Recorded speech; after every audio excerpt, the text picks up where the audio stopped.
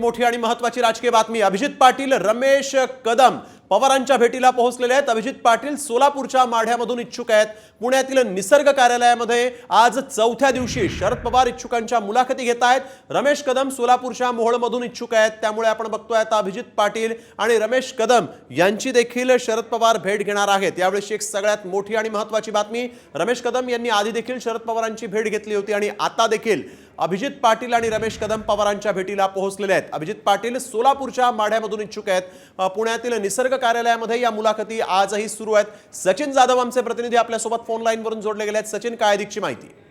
आपण पाहतो की सलग चौथ्या दिवशी आज पुण्यामध्ये राष्ट्रवादी काँग्रेस शरदचंद्र पवार गटाच्या मुलाखती सुरू आहेत आणि आज पश्चिम महाराष्ट्राच्या मुलाखती सुरू असताना सोलापूरमधून दोन मतदारसंघ आहेत, ज्यातून मोहोळ आणि माढा यासाठी दोन इच्छुक उमेदवारांमध्ये रमेश कदम जे माजी आमदार आहेत मोहोळचे, ते या ठिकाणी मुलाखतीसाठी दाखल झालेत।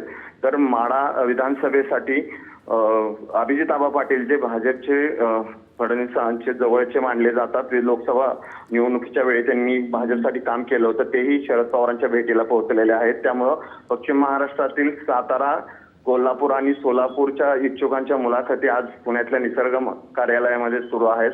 स्वतः शरद पवार जे आहेत त्या मुलाखती घेत आहेत, त्यामुळे या दोघांच्या बाबतीत असं आहे की हे दोघंही त्या ठिकाणी इच्छुक आहेत। त्यामुळे आता पवार यांच्या मुलाखती घेऊन त्या ठिकाणी त्यांना उमेदवारी देणार का याकडे सगळ्यांचं लक्ष आहे। धन्यवाद सचिन, आपण दिलेल्या सविस्तर माहितीसाठी।